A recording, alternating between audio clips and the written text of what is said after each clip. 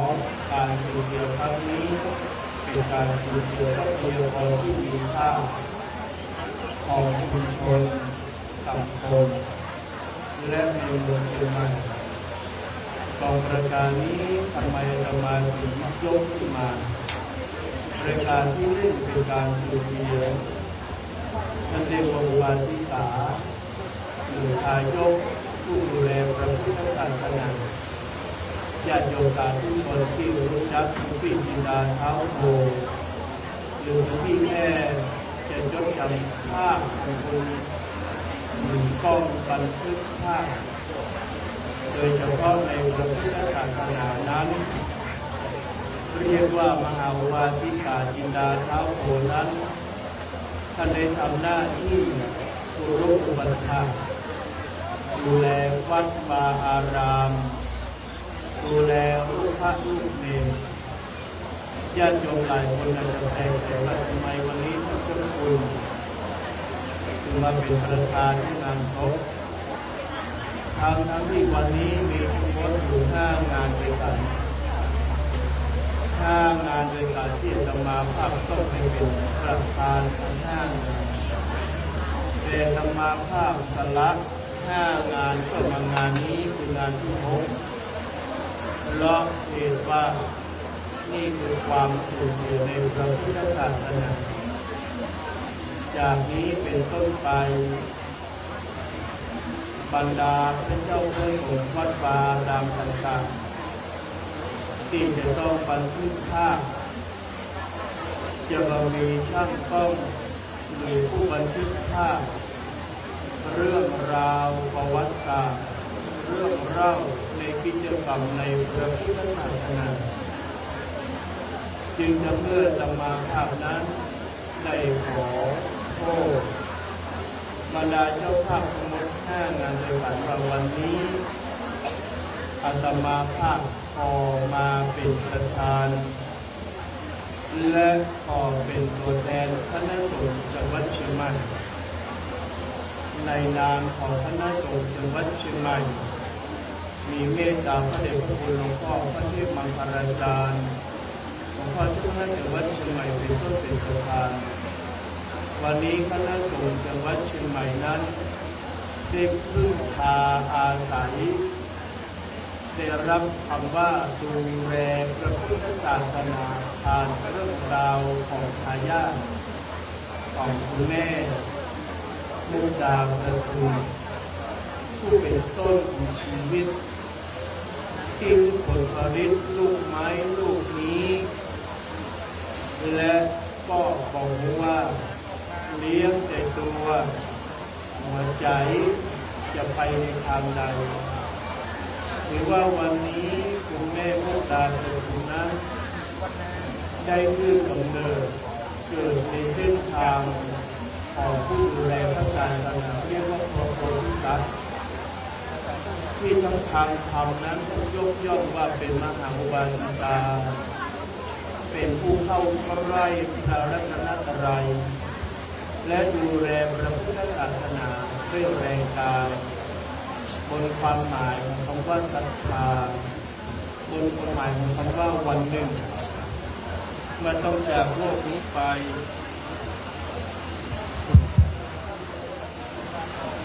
เมื่อวันหนึ่งจะต้องจากโลกนี้ไปทุกคนทุกรูปจะนึกถึงผู้หญิงคนนี้ดังนั้นบรรดาญาติโยมสาธุชนวันนี้พระพุทธศาสนาได้สูญเสียทรัพยากรที่มีความหมายและมีคุณค่าอาตมาจึงบอกผู้เจ้าภาพ5 งานว่าถ้าจะโกรธขอให้โกรธท่านเจ้าคุณถ้าจะต้องเกลียดขอให้เกลียดท่านเจ้าคุณถ้าจะด่าขอให้ด่าท่านเจ้าคุณที่มาได้ไปเป็นประธาน5 งานในวันนี้เพราะท่านเจ้าคุณขอเป็นตัวแทนของคณะสงฆ์ที่จะตอบแรงแห่งศรัทธาแรงของความกตัญญูของผู้หญิงคนหนึ่งที่ดูแลพระพุทธศาสนาโยม นับตั้งแต่อาตมารู้จักคุณโยมพี่จินดาและคุณโยมเจษดาและคุณแม่มุกดาประทุมผู้หญิงคนนี้แปลกโยมผู้หญิงคนนี้แปลกน่าค้นหาน่าเอาเป็นแม่แบบและแม่พิมพ์เพราะประการใดโยมถ้าในเรื่องของความดีผู้หญิงคนนี้ไม่ปฏิเสธโยมสังเกตผู้หญิงคนนี้ถ้าเรื่องของความดีโยมจะไม่ปฏิเสธถ้าเรื่องใดความสามารถดีผู้หญิงคนนี้จะลงมือเป็นแบบอย่างโยมถามท่านอาจารย์แมนท่านพระครูท่านถือว่าท่านรักวัดเป็นบ้านเลยทุกครั้งที่เรื่องบุญครอบครัวประทุมและเท้าโพจะได้เป็นพระพุทธศาสนาเพราะประการใดอาตมาถามว่าทำไมคุณพี่ถึงศรัทธาพระพุทธศาสนาคุณพี่เพิ่งตอบว่าท่านเจ้าคุณคนเราเกิดมาได้เพราะเรามีบุญเก่าเรามีบุญเก่าส่งถึงบุญปัจจุบันเปรียบเหมือนสิ่งที่เราเป็นอยู่ปัจจุบันคือทานข้าวแล้วก็ออกไปแต่ทานข้าวแล้วก็ออกไปสร้างพลังงานยิ่งใหญ่คือกำลังทำงานเพื่อสังคมแต่ชีวิตวันหน้าหลังความตายถ้าไม่ได้สร้างบุญไว้จะอยู่อย่างไรน่าคิดนะโยมผู้หญิงคนนี้พูดอาตมาคิดท่านเจ้าคุณพระก็เหมือนกันเนรก็เหมือนกันถ้าไม่สร้างบุญไว้ปัจจุบันและจะเอาบุญที่ไหนเป็นแรงผลักดันให้สำเร็จสิ่งที่ปรารถนาและตั้งใจไว้แม้ผู้หญิงคนนี้ไม่ได้บวชในพระศาสนาเลยแต่ไม่ได้บวชทางกายแต่ผู้หญิงคนนี้บวชทางใจบวชทางใจอยู่ก็ใกล้พระศาสนาจึงทำให้ธรรมาบอกคุณโยมเจษฎาเท้าโพว่าเมื่อคืนนี้ไม่ได้มาคุณโยมพี่เจษฎาว่าอาจารย์ท่านเจ้าคุณพี่แอเนี่ยรับท่านเจ้าคุณธรรมาก็สะดุ้งขนลุกไม่อยู่เราก็กลัวโยมเขาจะน้อยใจของทำไมไม่รู้ก็เลยบอกคุณโยมเจษฎาเท้าโพว่าพี่แอเนี่ยรับวัดทั้งหมดที่เดินทางไปรับวัดอยู่ในดวงใจคือว่าไม่แฝงถูกแฝงอยู่ในทุกวัดจึงทำให้วันนี้โยมอาตมาได้ทำหน้าที่ตัวแทนของพระพุทธศาสนาที่แสดงความเสียใจกับคุณแม่มุกดาประทุมและแม่นั้นวันนี้แม่ได้สูญเสียลูกอันเป็นที่รักไปอย่างไม่มีวันแก่ตัวรายการที่สองโยมวันนี้เป็นความสูญเสียของทรัพยากรที่สำคัญในชุมชนในสังคมและในจังหวัดเชียงใหม่เพราะอะไรโยมยังสังเกตวันนี้อาตมามองดูคนมาไม่ต่ำกว่า200-300 คนรถจอดตั้งแต่ด้านหน้าข้างหลังเกือบเต็มไปหมดเพราะอะไรโยมเพราะคุณโยมเจษฎาเท้าโพเป็นคนดีใช่ไหมท่านนายกว่าท่านสมาชิกว่าใช่ไหมโยมสังเกตถ้างานศพใดท่านนายกไปพ่อกำนันมาศพนั้นเป็นคนดีโยมใช่ไหมท่านนายกว่าถ้าไม่เป็นคนดีท่านนายกจะมาไหมไม่มาใช่ไหมเจ้าคุณก็ไม่มาเชื่อเถอะหน้างานเนี่ยวันนี้ท่านเจ้าคุณไปงานอยู่เพราะโยมจินดาเท้าโพคุณโยมเจษฎาเท้าโพเป็นคนดีโยมท่านเจ้าคุณองค์นี้ไม่ได้การันตีใครถามพ่อกำนันนะไม่แม้แต่นายกท่านเจ้าคุณยังไม่การันตีนะเพราะเรายังไม่ได้คุ้นเคยกันครับเขาเป็นคนดีเพราะอะไรโยมคำว่าคนดีไม่จำเป็นต้องมีฐานะ ไม่จำเป็นต้องจบการศึกษาระดับปริญญาตรีปริญญาโทปริญญาเอกไม่ต้องเป็นข้าราชการพ่อค้าประชาชนขอเป็นคนเดิมบนพื้นฐานของคุณธรรมเป็นคนดีก็คือดีแบบไหนโยมหนึ่งดีกายเวลามีกิจกรรมไม่จำเป็นต้องมีเงินเอากายลงมือปฏิบัติก็เรียกว่ากายบุญก็เป็นคนดีสร้างความดีด้วยกายประการที่สองวัตถีดีโยมเคยเห็นพี่แอ้จินดาเท้าโพโยมเจษฎาครับผมนินทาใครบ้างไหมท่านไม่มีแม้แต่ไปวัดพระมาขอนตานิยมอาตมาลองล่อถามว่าพี่แอ้อาจารย์เนี่ยอาจารย์แมนหน่อยท่านพระครูเนี่ยดีก่อนดีเจ้าก่อนถ้าเป็นคนอื่นดินทาแล้วหรอก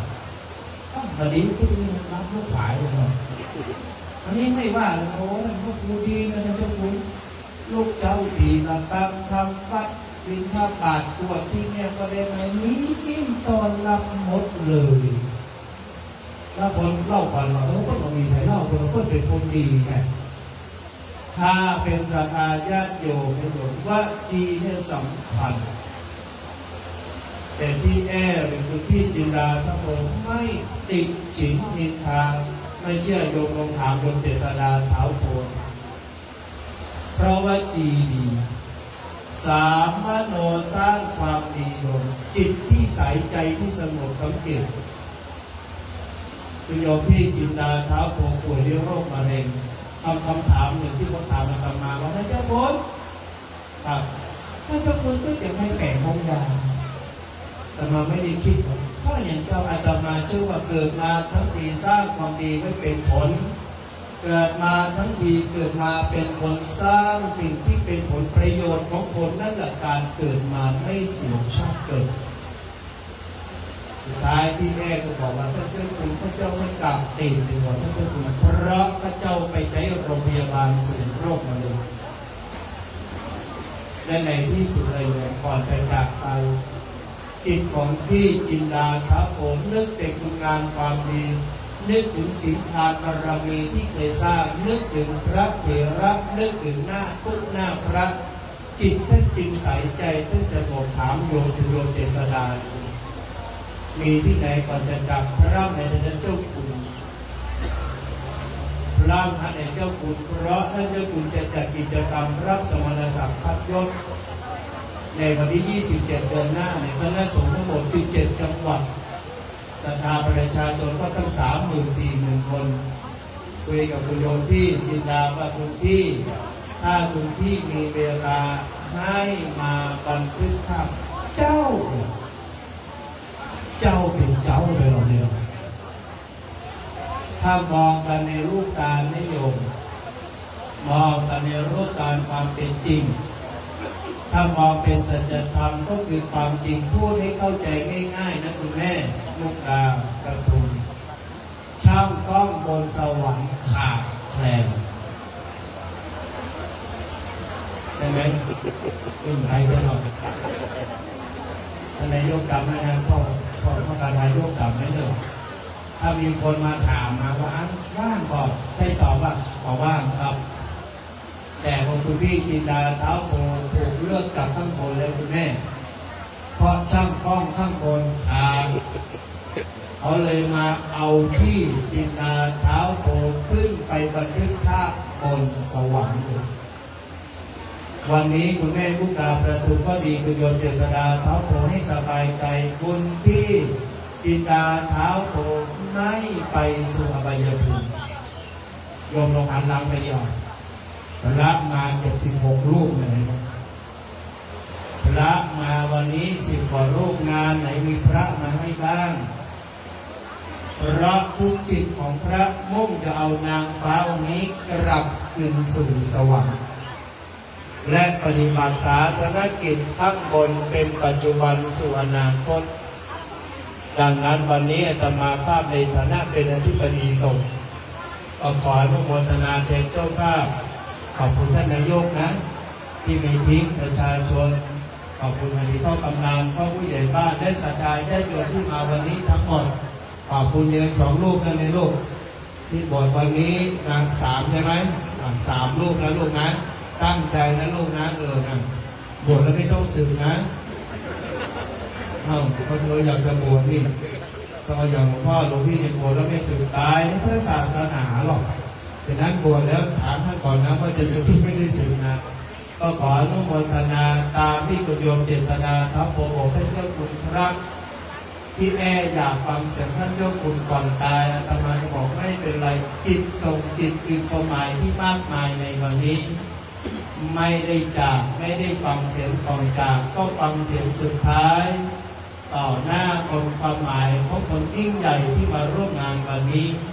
ให้ดวงวิญญาณของคุณพี่จินดาเท้าโผนางฟ้าผู้แสนดีได้อนุโมทนาทุกความดีที่สร้างมาทั้งหมด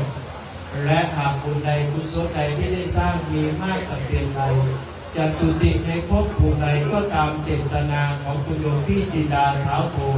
ที่ปรารถนาสิ่งไปในภพแห่งที่ในภพหน้าสิ่งไปและต่อจากนี้ก็ขอเจริญพรญาติโยมสาธุชน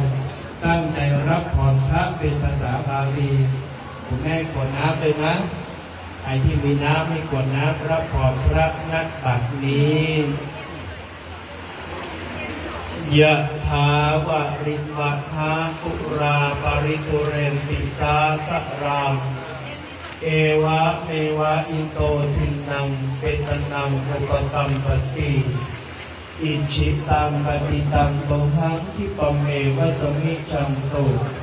สัพเพปุเรนตุสังคปาจันโทปนาระโสยถา